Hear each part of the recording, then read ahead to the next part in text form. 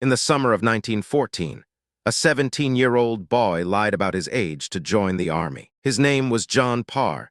He worked as a golf caddy in North London, and he had no idea what was coming. He would become the first British soldier killed on the Western Front, and almost no one today knows his name. Around 17 million people died in the First World War, and the sheer size of that number tends to erase the individual person behind it. But behind every statistic was someone with a home, a job, a family, and a story that deserved to be told. This is one of those stories. John Parr was born in Finchley, North London, in 1897. When Britain declared war on Germany on August 4, 1914, he was not yet legally old enough to enlist.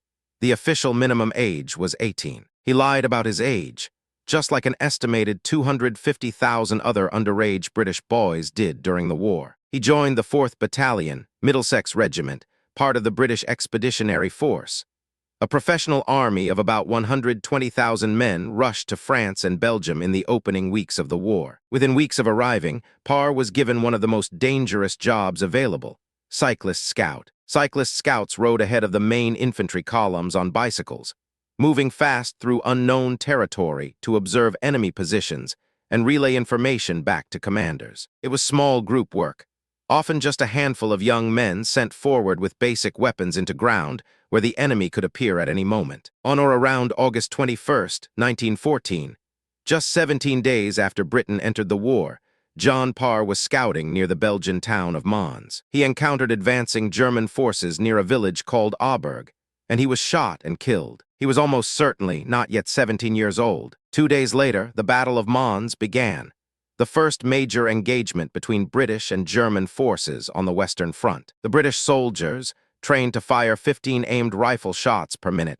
initially stunned the attacking Germans, who reportedly believed they were facing machine guns rather than individual riflemen. But the British were massively outnumbered, and what followed Mons was a grueling retreat of over 200 miles in 13 days, through August heat, with no rest and little food. John Parr never saw any of it. He was already buried. The trench system that the Western Front became within months of the war starting is almost impossible to fully picture from the outside. It was not a single line of ditches.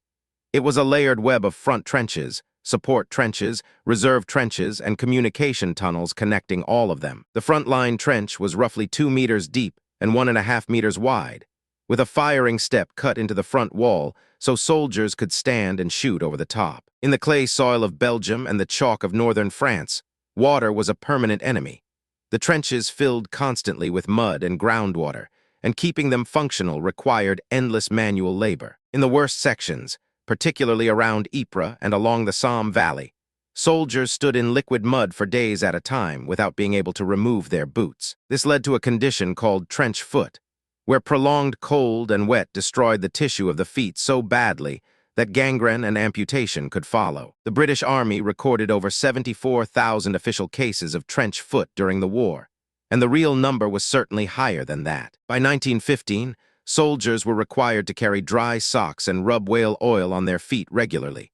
But the problem never went away entirely. The daily routine in the trenches was built around 2 moments called stand to, one at dawn, one at dusk, when every soldier would man the fire step, weapons ready, waiting for an attack. Between those moments, the hours were spent repairing sandbag walls, carrying ammunition and rations through communication trenches, sleeping in cold, damp dugouts barely big enough for one person, and waiting. Artillery bombardment, which caused the majority of all casualties throughout the war, could begin at any moment, without warning, with almost no way to take cover effectively. The combination of constant danger, deafening noise, the smell of death, close confinement, and months of not being able to fight back or run created a medical crisis the Army called shell shock. Today it is recognized as combat-related post-traumatic stress disorder. But in 1914 and 1915, the military widely dismissed it as cowardice or deliberate avoidance of duty. Between 80,000 and 200,000, British soldiers were diagnosed with some form of shell shock during the war. Symptoms included uncontrollable shaking, blindness with no physical injury, complete inability to speak, total memory loss, and being unable to walk or stand. Some men were court-martialed for it. Others were given electric shocks and sent straight back to the front line. Then Christmas came. In December 1914, Something happened along sections of the Western Front that no officer had ordered, and almost no one had planned. German and British soldiers began to emerge from their trenches on Christmas Eve, cautiously at first, then more openly, and meet each other in the empty ground between the lines called No Man's Land. They exchanged food, cigarettes, and greetings. They helped each other carry and bury their dead. In some places, they played impromptu games of football. Dozens of letters written home by soldiers from both sides describe the events clearly, and many of those letters still survive in regimental archives and private family collections today. Neither high command was pleased. Fraternization between enemy soldiers was strictly forbidden on both sides, but it happened anyway. A spontaneous moment of shared recognition between men who had been trying to kill each other days before, and would be trying to do so again days later. The 1914 Christmas truce was never repeated at the same scale.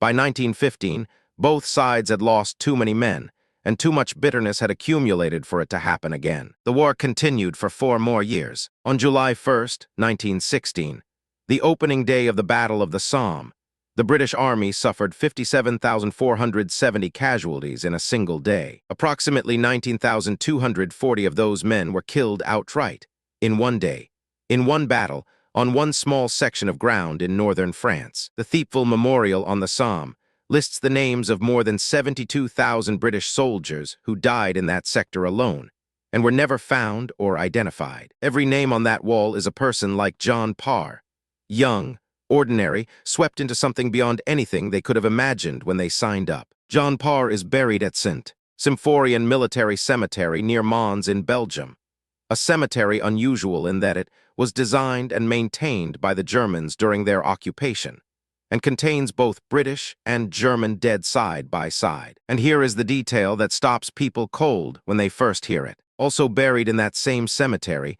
almost directly opposite John Parr, is a man named Private George Ellison. George Ellison was the last British soldier killed in action on the Western Front, shot by a sniper at 9:30 on the morning of November 11th, 1918. The armistice that ended the war came into effect at 11:00 that same morning, 90 minutes after Ellison was killed. The first British soldier to die on the Western Front, and the last British soldier to die on the Western Front, are buried facing each other in the same quiet Belgian cemetery. They never met. They almost certainly never knew the other existed. But between their two graves lies the entire 4-year length of the war. Every trench, every bombardment, every Christmas truce, every letter home that arrived, and everyone that didn't. History books remember the generals and the battles. The cemeteries remember the people. John Parr was a 17-year-old golf caddy from North London who lied about his age and died before the big battles even started. And his grave has been there ever since, waiting for someone to tell his story. If this made you want to understand more about the human side of history that never makes the headlines, the next video is already there.